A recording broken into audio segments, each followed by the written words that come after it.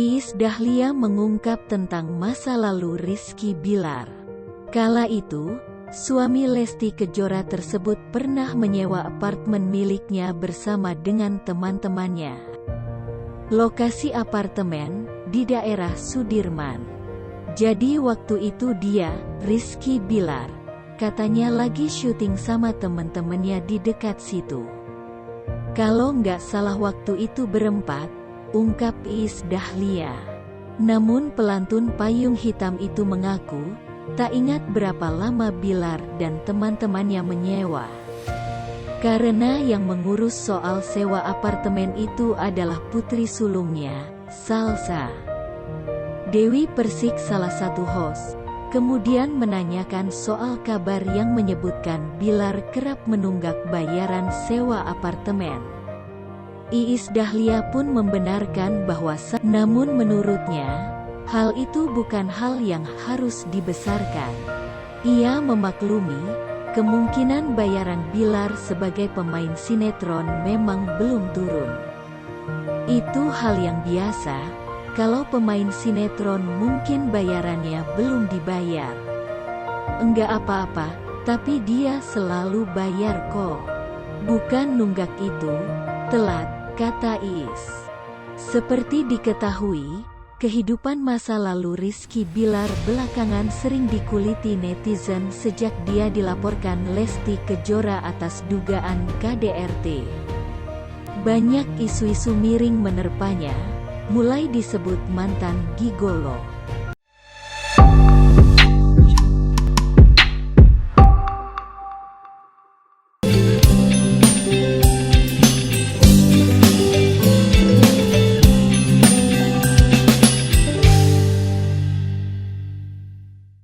Iis Dahlia mengungkap tentang masa lalu Rizky Bilar. Kala itu, suami Lesti Kejora tersebut pernah menyewa apartemen miliknya bersama dengan teman-temannya. Lokasi apartemen di daerah Sudirman. Jadi waktu itu dia, Rizky Bilar, katanya lagi syuting sama temen-temennya di dekat situ.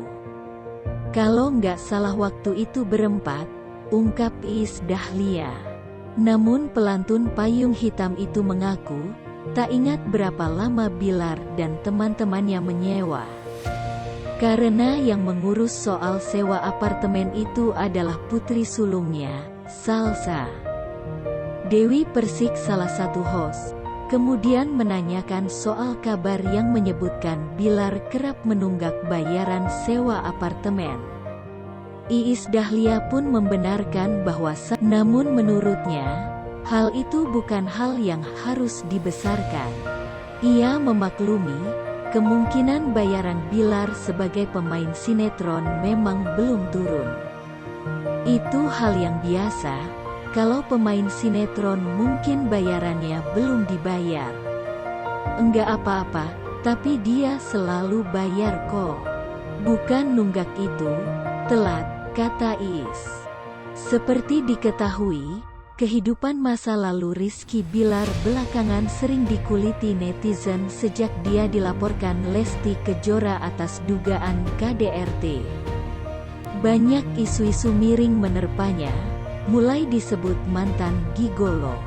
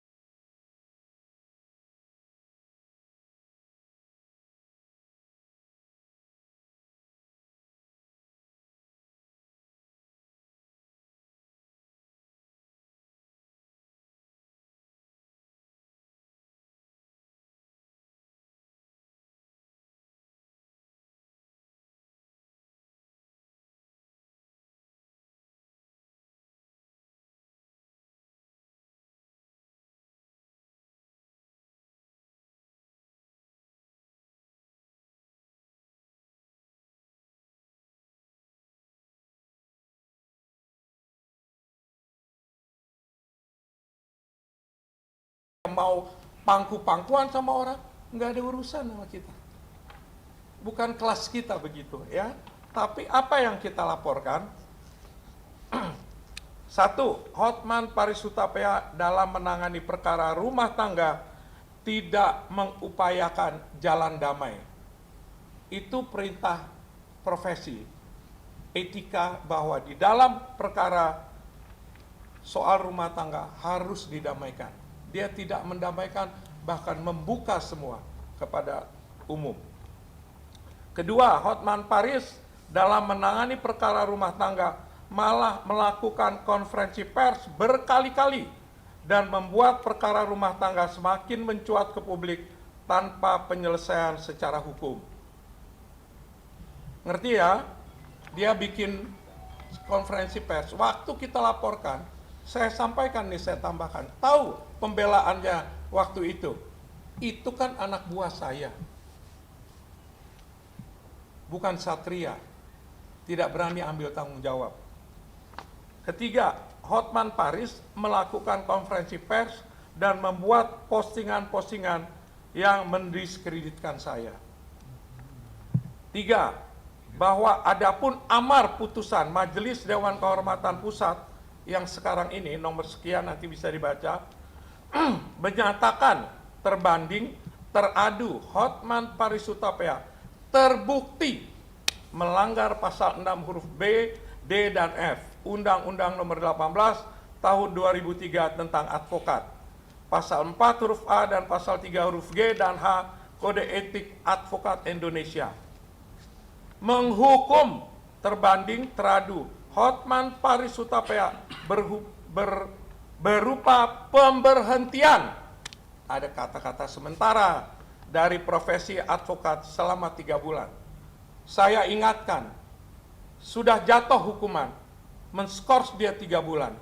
Kalau ada laporan lagi, dihukum lagi, laporan lagi dari pihak lain, kita tahu begitu banyak laporan kepada dia, dia bisa dipecat. Hati-hati dia, untuk kebaikan dunia advokat kita.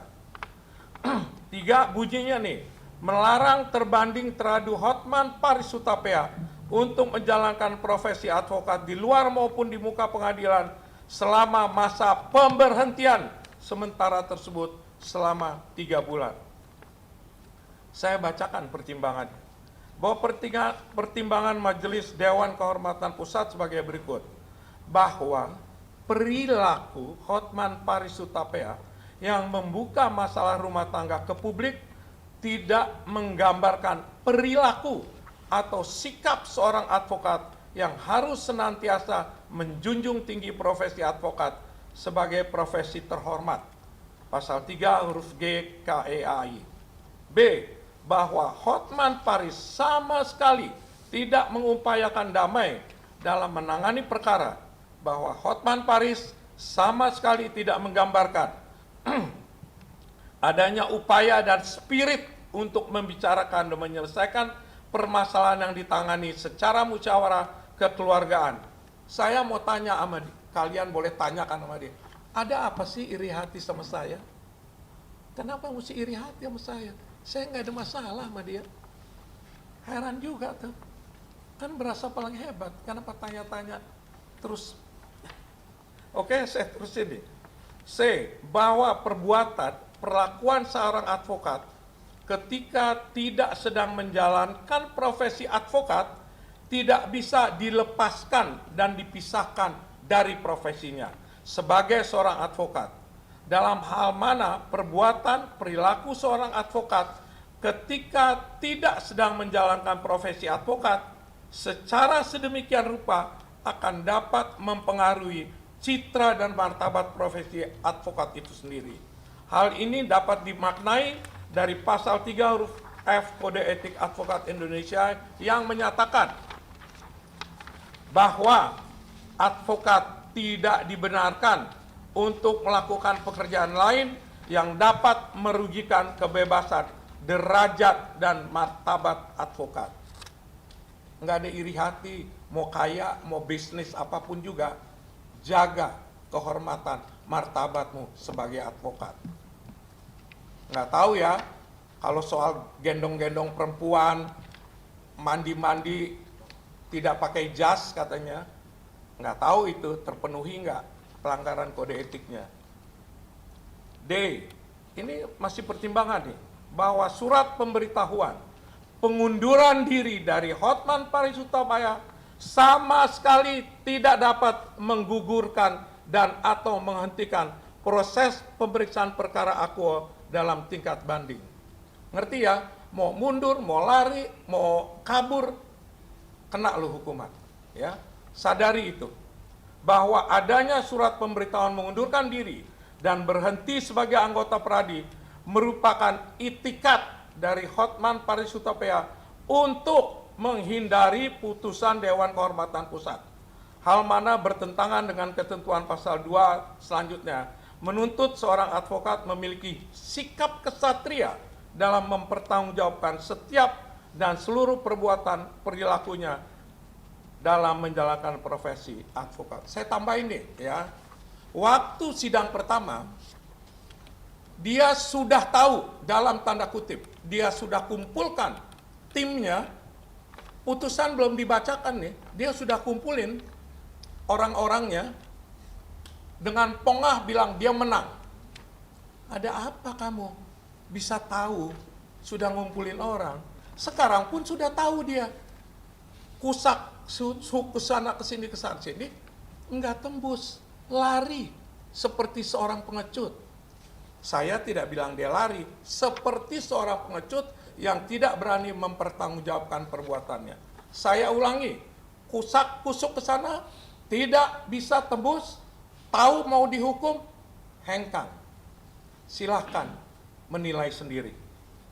5. Bahwa putusan Majelis Dewan Kehormatan Pusat tersebut di atas telah berkekuatan hukum tetap, sehingga menurut hukum segala bentuk tindakan yang dilakukan oleh advokat yang bernama Hotman Paris Hutapea dalam menjalankan profesi advokat, baik di dalam maupun di luar pengadilan, adalah cacat menurut hukum, karena yang bersangkutan telah dijatuhi hukuman berupa pemberhentian sementara selama 3 bulan.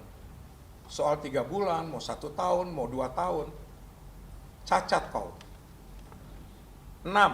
Bahwa demi hukum kami minta kepada seluruh institusi penegak hukum untuk menolak segala bentuk pendampingan bantuan hukum yang dilakukan oleh Hotman Paris Hutapea, law firm Hotman Paris and Partners. Hari ini kami telah menyusun surat pemberitahuan untuk segera dikirimkan ke institusi Mahkamah Agung, Menkumham, Jaksa Agung, Kapolri, dan institusi terkait lainnya. Itu kode etik mengatakan kalau hukuman berkekuatan hukum disampaikan kepada semua petinggi hukum bahwa yang namanya Hotman Paris Hutapea sudah diberhentikan sementara 3 bulan. Kepada seluruh Majelis Dewan Kehormatan Daerah tingkat pertama untuk mengoreksi diri karena putusannya telah dibatalkan oleh Majelis Dewan Kehormatan Pusat. Ini kami sampaikan kepada majelis yang pertama yang mengatakan bahwa Hotman Paris tidak melanggar kode etik. Waktu itu komentar saya, mudah-mudahan para majelis itu tidak dapat mantu seperti Hotman Paris.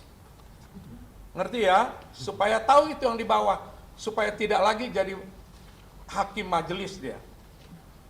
8. Kepada seluruh masyarakat dan klien dari advokat Hotman Paris Hutapea law firm, kami beritahukan bahwa Hotman Paris Hutapea telah diberhentikan sementara dari profesi advokat, sehingga seluruh tindakan hukum yang dilakukan oleh Hotman Paris saat ini cacat menurut hukum. Dari saya sementara begitu. Perlu saya tambahkan tadi ya, kalau sudah kena kode etik itu secara moral seharusnya kita malu. Dulu memuji-muji setengah mati, hebat sekali itu majelis tingkat pertama. Peradinya waduh hebat benar. Sekarang apa? Dihabisin itu peradinya, hengkang dia. Saya sebetulnya juga mau pesan juga sama organisasi lain. Satu organisasi hukum, advokat itu menjadi hebat karena anggota-anggotanya orang hebat. Kalau anggota-anggotanya sudah cacat, sudah pernah dihukum, sebaiknya disuruh PKPA lagi ya namanya itu. Dari saya sementara itu aja. Tambahin lah yang lain ya. Itu terhitung tanggal berapa Bang? Pemecatannya Bang, terhitung tanggal berapa? Sejak diberitahukan kepada dia. Kalau dia pinter, dia belagang nggak tahu juga. Bisa juga. Kan Ya, licik, kalau pinter untuk kan. kami itu per tanggal 12 bulan apa? 12 April. 12 April. Sekarang tanggal berapa sekarang? 18 ya? 19? Ya, jadi dia udah berarti tanggal 12 ke 19, udah 7 hari dia itu nggak boleh ngapa-ngapain sebenarnya. Maka kita mesti launching sekarang, biar masyarakat tahu, orang-orang yang butuh jasa hukum tahu bahwa dia nggak boleh lagi menerima kuasa.